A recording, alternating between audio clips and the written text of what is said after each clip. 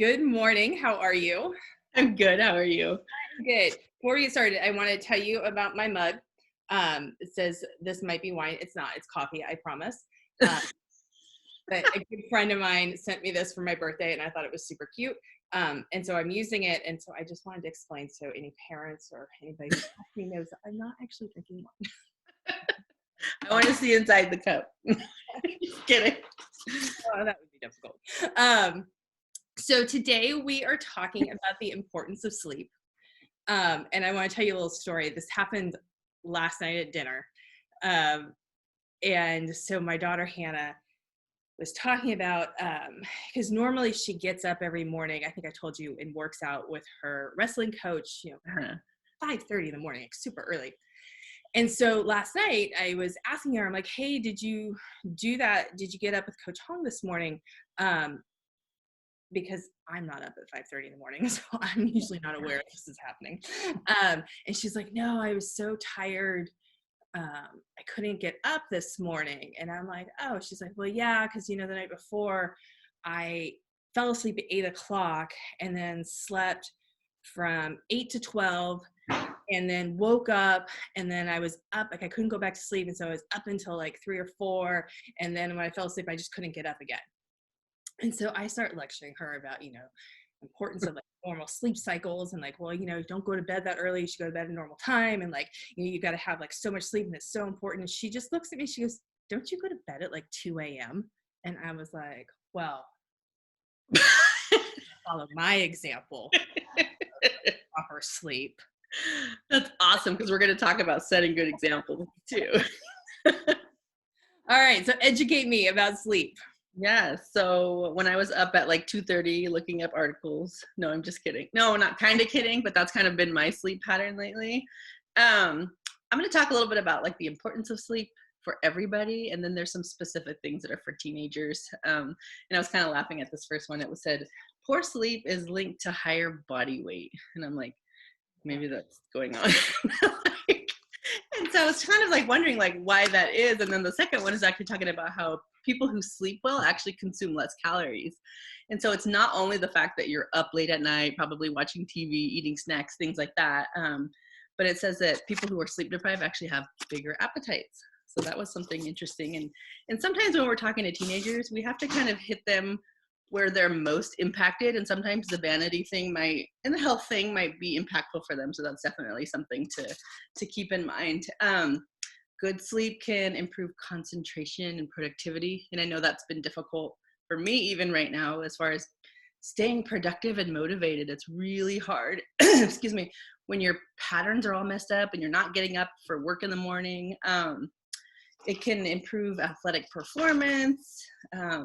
Then we get into like the health stuff. And right now I'm like really kind of hyper vigilant about like, immune systems and things like that. And definitely getting adequate night of sleep contributes to improving the abilities of your immune system, decreasing risk of heart attack, affecting metabolism.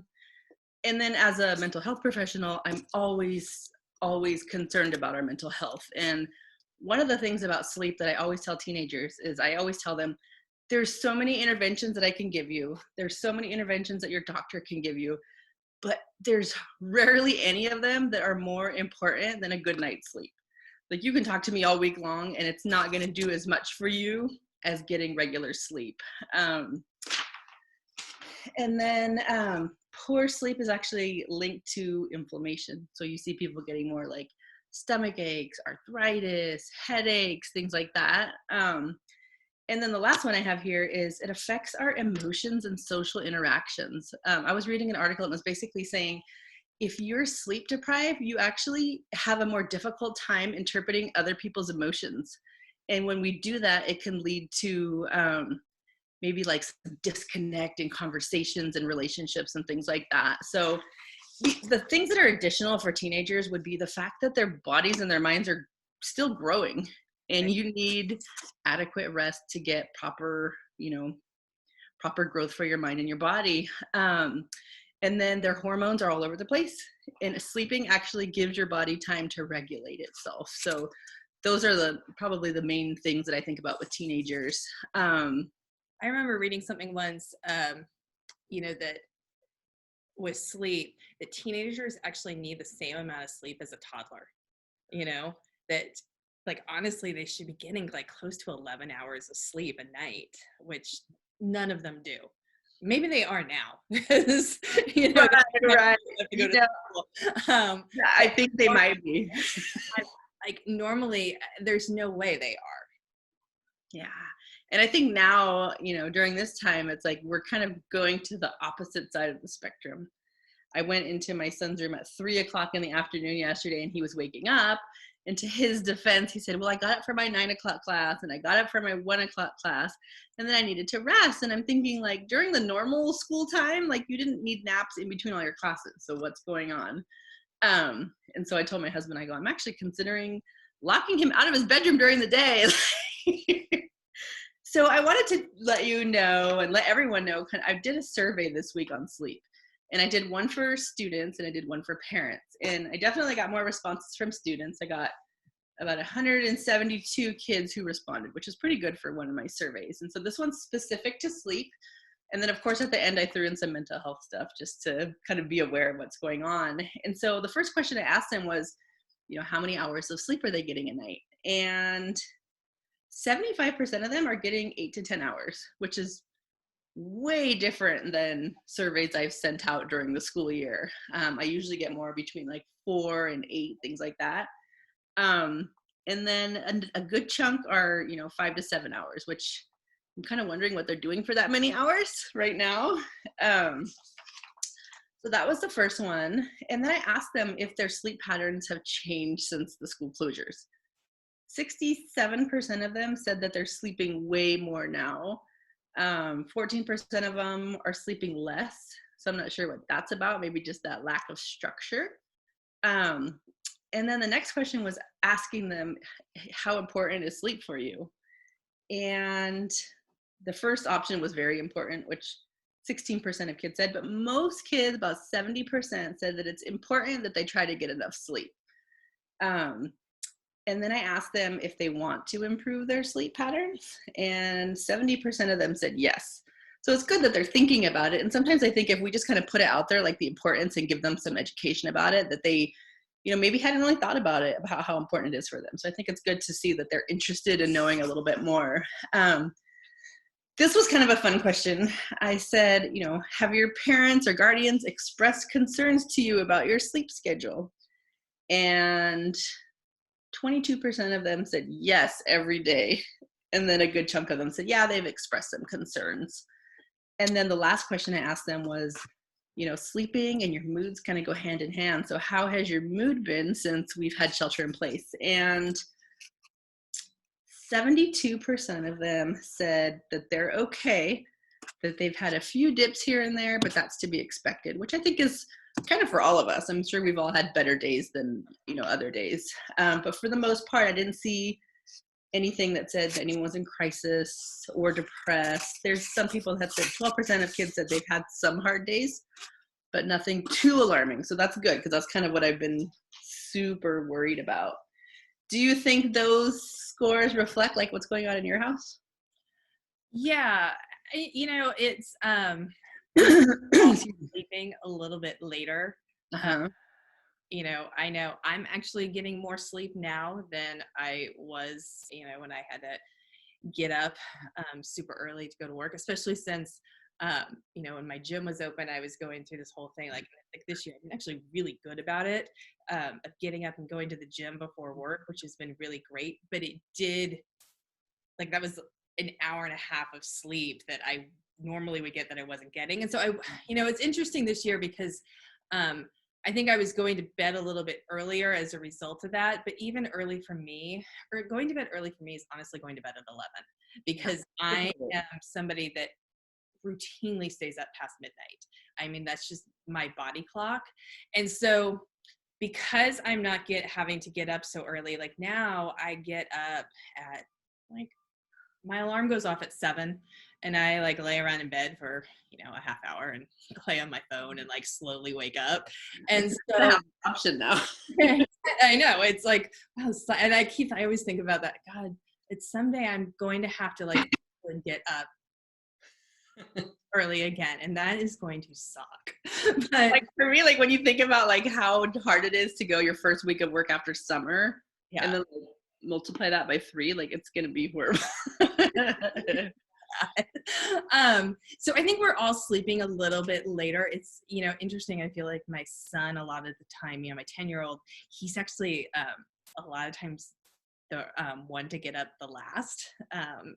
He's, but his body clock, and I think it's like we all are more night people and less morning people. So we all shift, late. Um, like I said with Hannah, because she has been doing naps, but maybe like not quite as much as she did during the normal school year, because that was fairly typical with her, that she would get home from school and then crash because she was so exhausted, and usually I was like struggling to wake her up to like come down for dinner because that's when she was napping. Right. So I feel like she's doing that probably a little bit less. But I am concerned about her with, trying to maintain a normal sleep schedule and, avoiding the naps as much as possible. I know a couple weeks ago on her like daily schedule of like things, I have like a checklist of like, hey, this is what you need to do today. I'm a couple weeks ago, I put no naps. So, and I hear so much conflicting research about naps. Like I'm still kind of, I think if it totally destroys your night of sleep, it's probably not good, but right. I don't know. I've heard like some people say like, 20 minutes is like an optimal nap and you'll Right, feel I refreshed think and that things like too. that. But my naps tend to be like 2 hours, Exactly. like 4. Like I don't think that's super healthy. And that kind of leads into like our setting examples. So when I ask the parents questions about sleep, I really mostly wanted to know like how they're modeling this for their kids, and like kind of like what Hannah said to you, like, don't you go to bed at 2? Like, why is that okay and not for me? And my answer to those questions for my kids are always like, because I'm a grown up. Don't ask questions, Well, But the reality is they're watching, right? but then, but like with brain chemistry and everything, like as adults, we do actually need less sleep. So I Totally. think there's some validity to, hey, I don't actually need as much sleep as my brain is done growing. Right. Yours is still doing a But lot you more. probably need more than 4 hours. So the 2 o'clock thing on a regular day. Absolutely. I ask parents, and half of them say that they get at least 7 hours of sleep. And when we talk about adults, anywhere between 7 and 10. And as people get a little bit older, it does tend to be a less of a requirement for them. So I thought that was pretty good. Most people, only 8% said that they're not getting it at all. And some of them said most of the time they do. Um, I always like to talk about sleep hygiene. And basically it's like all the things that you do to contribute to a good sleep, right? So, cutting out caffeine in the evenings, making your bedroom a sanctuary where you feel like you can relax, just different strategies used. Some people, drink tea before bed, not caffeinated, or take a warm bath, things like that. And so I asked parents, what type of sleep hygiene do you model for your kids? And most parents said they limit caffeine, they limit their naps. Actually, half of them said they're not using their phone in their bed. And then a couple other ones that popped up were like exercising and establishing just that nighttime routine. At nighttime, I put my pajamas on, brush my teeth. I know my brain knows that it's time to start to fall asleep. Half of our parents think that their kids are getting enough sleep and half don't. So that's not terrible. And then I kind of wondered, like, why aren't our kids sleeping? Like, what do you think they're doing late at night? And for me, I know my kids are playing video games. I can hear them yelling and screaming in the room. So I asked parents, like, why do you think your kids aren't sleeping? What do you think they're doing at night? And 65% of them said video games. A lot of people said watching TV. 20% said they're doing their homework. It was like 22% said I have no idea. So that's kind of where we are. I think I fall on the, oh, she's watching TV, or I have no idea. So I think most of the time she is watching TV, but then like last week, I went into her room and she had like a makeup mirror, like the makeup from the bathroom, and moved into her bedroom. And apparently she was giving herself a makeover at like 3 a.m. So, My gosh. which is actually not something she would typically do. But I was like, what is happening in the middle of the night? And I am just. I think as a parent, that's awesome because you don't have to worry. Your kid's just doing makeovers. You're doing a good job. And then one of the questions I wanted to know is because I always, yell at my kids to go to bed or whatever. And so I asked, how much control do you actually think you have? Like, do you think you have control over your kid's sleep schedule? And a small percentage, it was 10%, it said that they feel like they have complete control over their child's sleep. But the majority of the people said, there's some things I can do to help, but generally speaking, my kids have to kind of make that decision for themselves because we can force them in their rooms, but we can't, shut their eyes and make them go to sleep. Yeah, that's really interesting. I was thinking about that myself not too long ago because I was thinking about, my kids. And there's a 6-year age difference between them. And with Hannah, my 16, soon to be 17-year-old, I don't, ever be like, you have to go to bed now. I pretty much, and probably I should monitor her more, but I pretty much let her do her thing. Mm-hmm. So with my 10-year-old, and he's soon to be 11, their birthdays are next week. Oh. I know. Their birthdays are 3 days apart. Oh my gosh. So with him, it's very much like, yes, it's time to go to bed. This is your bedtime. And I was thinking about like with Hannah, when did I transition from away from doing that? And, because with Nathan, I mean, I honestly with him, I can't imagine like a point where we don't have to do that. I mean, he's the type of kid, he would like stay up gaming until like never go to bed. Like he would just, I don't predict a point in our future that we are able to just be like, no, you can monitor your own sleep. How much of that is age versus how much of that is just personality? I don't know. Quite a little bit of both. Yeah. I mean, and I don't know if it's a girl and boy thing because I mean Hannah doesn't do video games, and so right.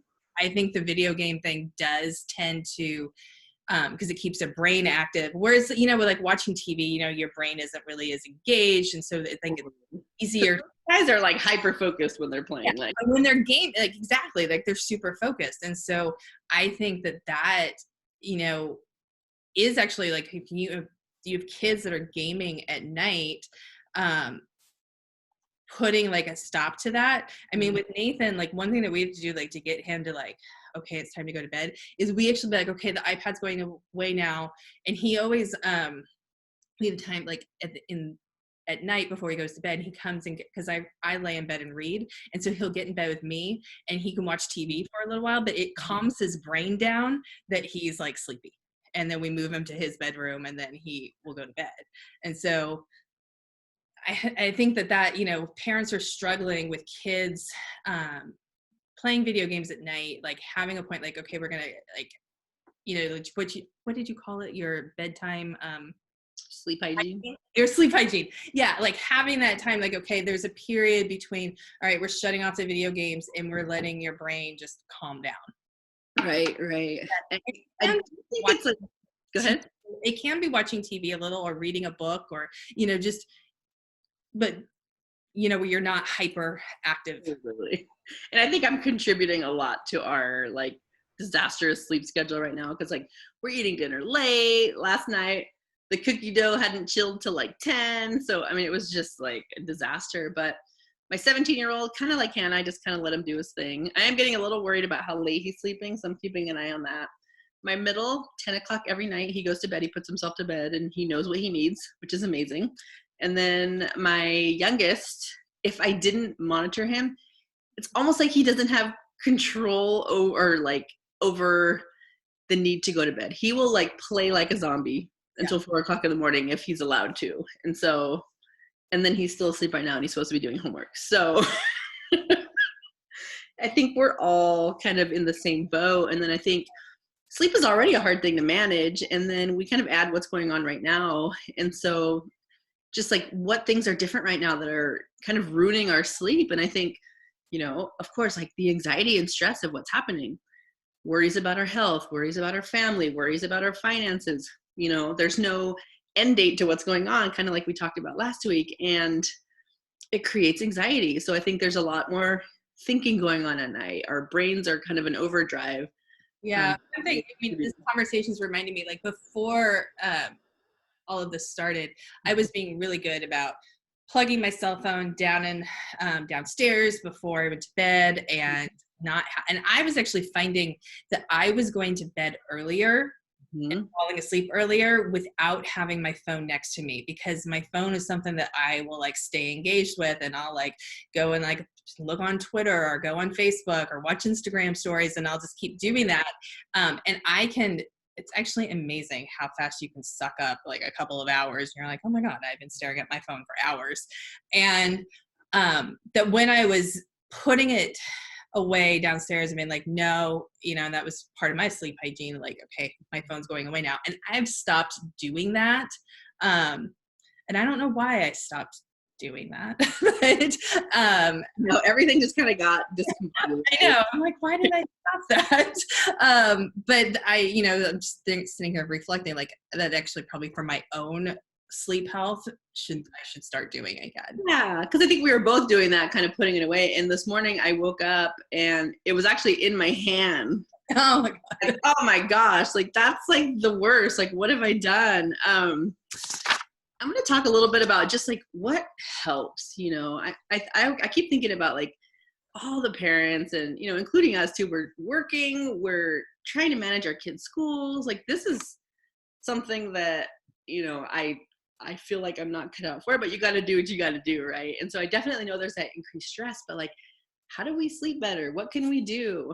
One of my rules of thumb, and I was doing so good for 2 weeks, and just this last week I stopped, is bookends, right? Specific time to go to bed, specific time to wake up.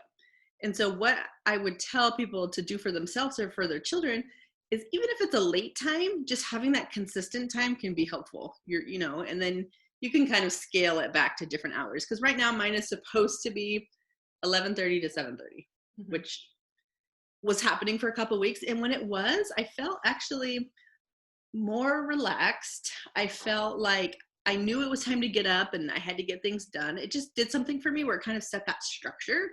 So I would definitely say that would be something to try. I don't know, what would your hours be right now if you had to set them?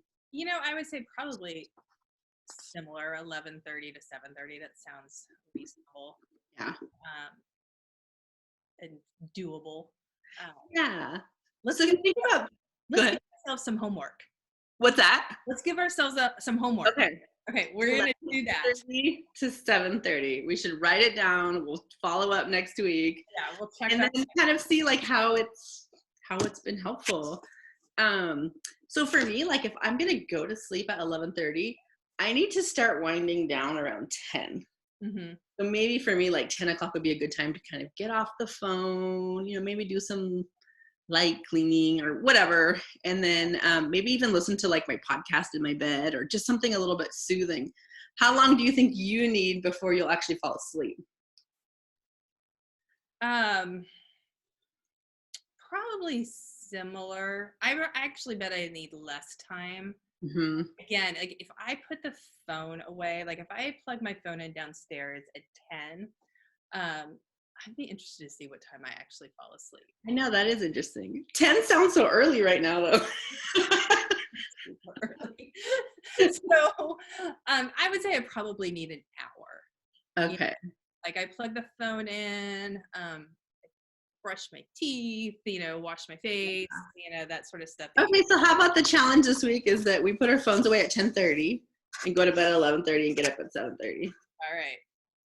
We'll check back in. We'll see. We'll see how that goes. Okay, another like good thing to do is to all the other parents that are listening, like, all right, give yourself, and just check back in and like see if it makes a difference. Totally. Pick your sleep time, pick your wake time, and get rid of your snooze button. Because I might even need to set my alarm for 6:45 so I feel like I'm sleeping in for 45 minutes. I'm not sure how that's all gonna work out yet, but I'm hopeful that it'll bring some good benefits to me. So another thing is it's like using your room for sleep. A lot of times I'll catch myself, doing emails or case notes in my bed. And so really just programming your brain to know that like when I'm in this room, I'm sleeping. And so I like to create kind of an inviting space, just somewhere that I want to be. I think that could be helpful. I've been really, since working from home, I've been really strict about that. Mm-hmm. My computer is in, like right now I'm in my dining room, like that's my new office. Sometimes I'll go outside and do work outside, but I don't bring it up to the bedroom. I just, no work happens in the bedroom. And I just, cause we talked about this last week, about one thing I'm struggling with is kind of like, being able to leave work and separate work and home. And that, because I don't have a commute where I was really able to like, get into a different mental place. So that's just one thing that's helped me to keep that separate. I absolutely keep that out of the bedroom. I refuse to do any work. It's almost like you're going to the office. Yeah. And I even try to, like on my phone, I've been really, I sometimes I slip up, but I really try not to answer work emails on my phone. I might look at them, but then I kind of leave them unread, so that I have inbox organized so that all the unread emails are up at the top. And so then I will only answer them on my laptop. So I just have kind of like certain rules that I've set for myself. And, when I think about this, and our house, isn't that big. And so probably the problem with Hannah, at first when we started this, I was trying to get her to do her work in the dining room too. But then I was working in the dining room. My husband was working in the dining room. We've got Nathan running around like, with his ADHD and refusing to sit down to actually do his schoolwork. And he's like bouncing around all over the place. So that was super distracting for her. So I started letting her go and do schoolwork in the bedroom, which I think was good and bad. Like, I think she's actually getting more, and able to concentrate better up there, but then she doesn't have that separation where her bedroom is just this place, like she spends all her time in the bedroom. Yeah, like I'm wondering like how many people have a space to work, some Right. of our houses are smaller than others. Like, are we having, I'm here, my pets are all in here. It's hard to stay focused. We've kind of established routines where like I do my work in the front room, my husband has an office, the other kids have like their dining tables that they work at. And so that's been really, really good because everything's just kind of, I'm looking at the light behind you that's kind of shining in, and that is so good for you and your sleep. So one thing that is really important is making sure that you get natural light during the day, because it actually like, gets your circadian rhythm. Like, when it's time to wake up when the light shines in. Sure. And so it's funny, I think I said this before, is that my husband bought the blackout curtains in our bedroom. So when I was doing the 11:30 to 7:30, it was kind of easy because the light was shining in. It kind of shines right in my face. And then the first night that we had them in, it was like 9:45 when I woke up. I had no idea. It felt like it was 3 a.m. I would have not known better. So we're kind of arguing back and forth of like, do we keep them closed? Because that natural light, it does wake you up and it gives you that natural like structure of your day, right? So, and then even just getting outside. I think there's a lot of students that I was been talking to via email, and they were saying, oh, my mom's always trying to push me outside. And I'm like, I hate to I don't want you to think I'm taking sides, but it is so crucial for you. Like, just get some air, get some sun in you. And that's just going to boost you in so many ways. Yeah, especially now that the weather's nice and like really taking advantage of that. I keep trying to get my daughter to, at least do homework outside. She hasn't, done it yet, but I keep pestering her about it. So hopefully. So important. Like, I think especially like being in close quarters with our family, like the more we sleep, the better our mood, the more we'll probably get along. There was a couple nights where I couldn't fall asleep till like 4 a.m, had to get up at 8 for some sessions, and I was in a bad mood. So for the sake of my family, I'm going to, stick to our plan this week. I would encourage people to have their kids do the same thing. And their kid right now might say, okay, I want to go to bed at 3 a.m. and work with them. They're not obviously not going to say like 10 to 8 right now. Some of them might, but just giving them that like consistency. Yeah. I think that that's, really, because we talked about right now, like maintaining some sort of routine, because this is like totally like weirdly unusual times. Like this is, but having some sort of routine is just really helpful, because like just your body clock and like maintaining your health and what you need to do. And I'm sitting here and I'm thinking about like what should our topic be for next week. And I actually think one of the ones that parents highly rated was modeling self-care, which I think this kind of went into, and like we'll do our homework and we can yeah, that's awesome. results, because I think that as parents, like the examples that we set are really, really important. And I mean, like I started talking, my daughter totally called me out on my 2 a.m. It's interesting because when I did the 2 weeks of, having that sleep schedule. And at first my kids were like, come on, we just want to watch one more episode. And I was like, no, I got to go to bed. And within like 3 or 4 days, they knew what my pattern was. Mm-hmm. And my son was like, don't ask her now because she has 15 minutes till bedtime. And that was so helpful for me. And they were like, listening and seeing that like, yeah, mom's taking care of herself. That went out the window this week, but I'm going to try again. Yeah. Because any good habit takes some time sometimes. But it was cool to see them like recognize that. Like, no, we're not going to start a show. No, we're not going to eat popcorn. Mom has to go to bed in 20 minutes. And I don't know if their sleep schedules were impacted by that at all. Maybe 2 weeks wasn't long enough. So I'll try again. But I think it would be good to just see how that changes the dynamic. Don't they say that it takes 3 weeks to really like establish it? So close. And then I think too, like, like I said, like the things that you do before bed, like, maybe I'll take a warm bath or whatever. But even in the morning when you get up, like, what do you do when you wake up? Maybe my body's going to know it's time to get up. I'm going to get up. I'm going to take a shower. I'm going to drink my coffee, and just having that schedule. Yeah. It doesn't have to be by hour, but just, in the morning I do this. In the afternoon I do this. Yeah. I do this. I've been doing in the morning when I get up, I get ready. And then before I have to start my Zoom meetings and like get on email and everything, I've been going outside in the garden and watering and working in it, and like just for like 20, 30 minutes.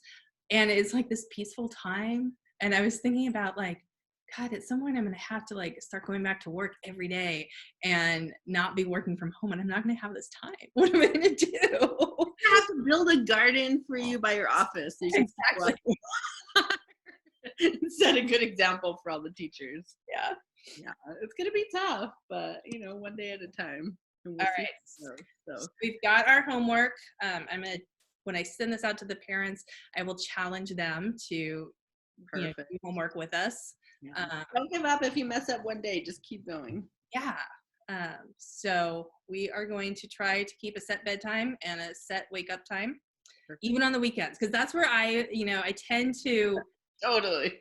Like that's where I screw up, right? Because I am totally the type of person that will be like, oh, I'm gonna catch up with my sleep on the weekends.